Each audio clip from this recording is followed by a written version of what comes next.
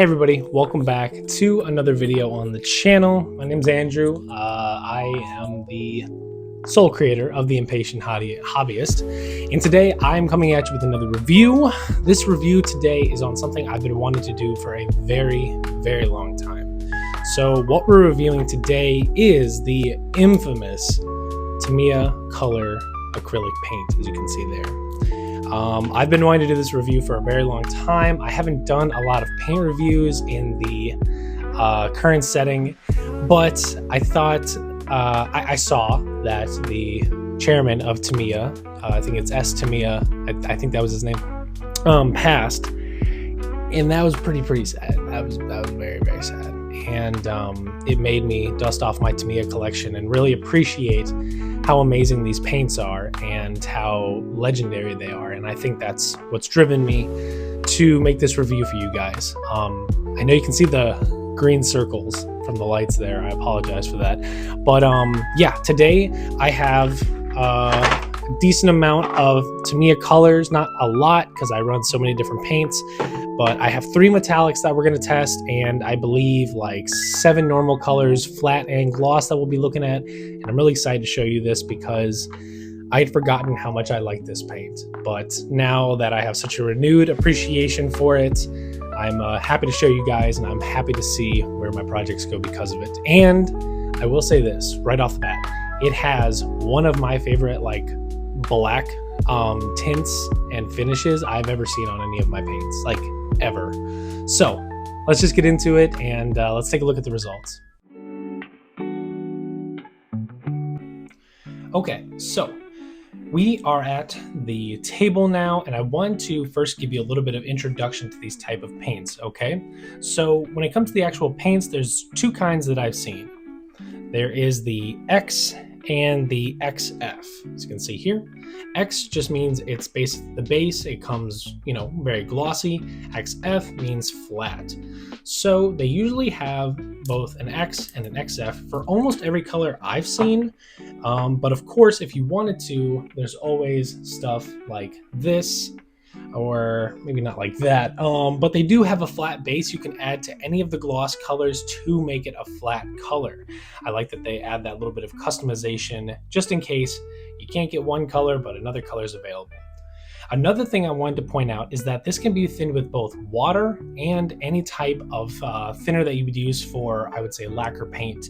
I use my Mr. Color thinner for my lacquer paint on this, and it works fantastic, and that is exactly how these are all sprayed. The metallics use Mr. Leveling thinner, or Mr. Rapid thinner, I believe, and the normal ones use leveling thinner, both from Mr. Hobby. This is also sprayed on a 0.35 millimeter nozzle from a Galeri Advanced GHAD 39 airbrush. Compressor really doesn't matter, but I thought I'd let you know that little bit of information before we start. We're gonna go from right to left, ending with the metallics. So let's start with our glossy colors first. This is sky blue, and as you can see, the tone is very similar. Now this comes up a lot darker on camera. This really is like a very light, not almost neon-y blue. You can see sky blue. Spoons, best thing, right? These are also primed with Mr. Hobby 1200 primer. I'd have to find it. I'll put a picture up on screen here or something like that of what I'm using to prime these, but every spoon is primed. But yeah, as you can see there, very nice, smooth, glossy finish. Any imperfections I want to say on this is not because of the paint, it is because of user error. This stuff really is great. And these come in, what is this? 10 milliliter jars and 30 milliliter jars. I only use the 10s. I don't use a lot of these colors very often, but yeah, I find 10s everywhere. This is the Orange X6, again, pretty damn close, and you can lay this on thin or thick to get a more yellowy type of color, or do you really want to get a rich orange? You can see that there. Very glossy too, right out of the bottle, and with a little gloss coat it gets even better. So those are the only 2 actual glosses I have, but now if we're moving on to the flat ones, this is where it gets good. And we're going to start off with my favorite black color in any paint that I have ever used. This is XF1 flat black. Look at that. Just reflects no light. Just a shadow. And I mean, even if I bring the light down here, look at that, just a pure shadow. That is in a beautiful flat finish right out of the bottle, and I think that's absolutely fantastic. Absolutely fantastic. That was my favorite black I've ever seen. If I'm not going for a flat black, and I bet to reverse this flatness, like this finish would take so much gloss, because it is just like, I don't know if you can hear it, but it's really flat. But yeah, that's what I love about these colors. The flat colors are very true to their name. They reflect no light, and they're absolutely gorgeous. So moving on to XF8 flat blue. It's a little dark for a flat blue, but again, it does hold true. Look at that. Reflects no light. Really, really gorgeous deep color too. You can't even tell if it's focused or not because it's just no shadows. Because there's a ridge on the spoons here. Whoop. There's a ridge on the spoons there, but you can barely tell because of how flat it is. Now moving on to, now I don't know why they call this sky. This does not look like sky to me, but it's this weird pale green, almost minty, and that is XF21.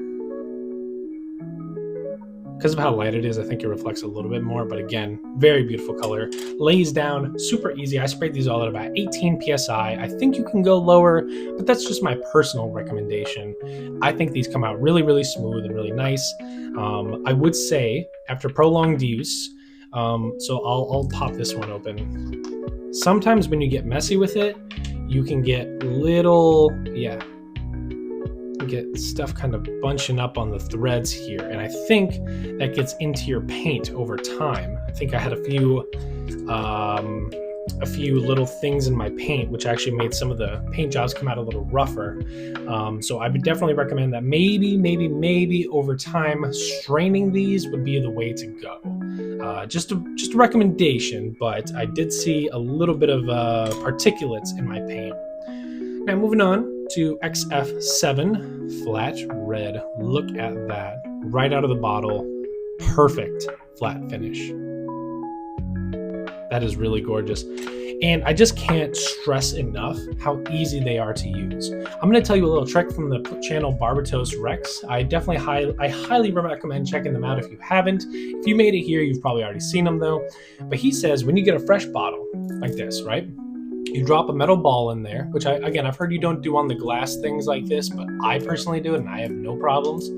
But you drop a metal ball in here, and then the gap between where the paint is and where the top is, you fill with thinner, shake it up, and boom, you are airbrush ready. And guess what? That's exactly what I did with all of these. And you'll see they turned out fine. There's only one exception, and that's in the metallics, but we'll get to that at the end. But yeah, pop it open, metal ball, thinner, and boom, you are off to the races, spraying down some amazing, cheap, but amazing paint. So let's move on to the next flat color. That's going to be XF9 Hull Red. It's this nice brownish red color. And again, these are so true to the top. You look at the top of these, and sometimes with brands, it doesn't really match up, but I would say these match up almost perfectly. Moving on to our last flat color before the metallics, we have XF3 Flat Yellow. And a beautiful, vibrant yellow, but holds true to the flatness of the rest of the line. Honestly, these things speak for themselves. I think the quality of each of these paints and the finishes that they provide speak for themselves. When I said legendary in the first part, I mean it. This is the color that I see almost every hobbyist use among their arsenal. And if you don't use it, go out and get some. I mean, go out and get some. Try it out on some models and stuff, and trust me, you won't be disappointed. You will not be disappointed. So let's move on to the metallics. We have 3 metallics here: chrome silver, gold leaf, and gunmetal. Now, you are going to notice something off about the first spoon. This is chrome silver, except it's not. This is a gloss black spoon. And the reason for that is sometimes with negligent care of your bottles, like you see here, they get super stuck, and you're going to need to put some thinner down the threads there to get it open. And if you don't treat it right and you, over time, you don't do what you're supposed to do, it's going to be a real trial. This, I wanted to be a lesson, okay? Chrome silver is going to be any silver that you've seen prior, but this is also a lesson. Treat your bottles with respect. I've been trying to keep the other ones a lot cleaner, so I don't have this problem, but this is a big problem with Tamiya bottles. You cannot just treat them however you want. You got to keep them clean, or else you're just going to be in for a really, really hard time. Maybe I'll show this off in another video or a short, but for now, we have no chrome silver because I literally couldn't get it out. All right, so X12 and X10, and now the X12 gold leaf is thinned with a normal ratio. I think I did 1 to 1.5 paint to thinner, and you can see it's a really nice shimmery gold. It's very beautiful, very yellow. But the thing about metallics is, and most of you may know this already, you can over thin your metallics and create a mirror-like sheen on them. As you can see here, it's not really mirror-like, but if we go to X10 gunmetal, this is what happened when I ramped up the thinner. Oh my god, there I am. This is what happens when I ramped up the thinner on this mix. And you can do this for any of your metallics. People have created their own chrome, just like Allclad, by just super thinning out other metallic color brands. And that's a really cheap and effective way to make these mirror, you know? Like, look at that, that's beautiful. That's beautiful, but it still has that gold flake. I think that's something I like about Tamiya. It's not as smooth metallic as it is very gold, or very flaky. You can kind of hear this one has that somewhat rougher surface, but I think this one, yeah, this one, much smoother surface. And so I recommend using the rapid thinner. It keeps a nice consistent finish in your metallics, and it's definitely recommended. It's one of the cheaper options, but obviously Gaia Notes and literally every other brand has their own stuff. And also regarding the primer for the original ones I talked about, this is what I use. I use Mr. Hobby Surfacer 1200. Hard to get some of this stuff where I am right now, but this is the shit.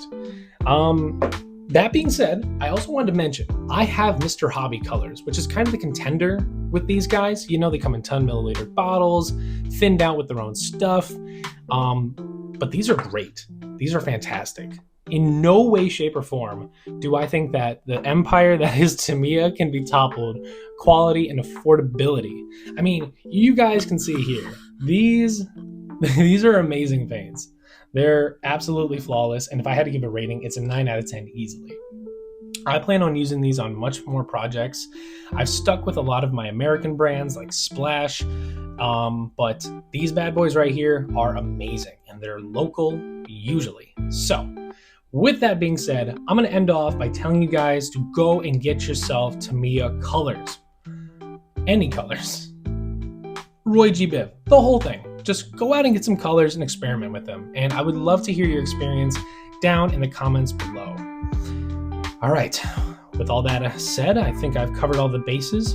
If you guys want to see a durability test, that's fine. But of course, an untop coated paint is always going to be less durable than a top coated one. And that's a whole can of worms about which is stronger and which you use, you know? So for now, I will leave you guys. I hope you have a great day if you're not already. And have fun, builders. Love you guys. And I will see you in the next video. Bye.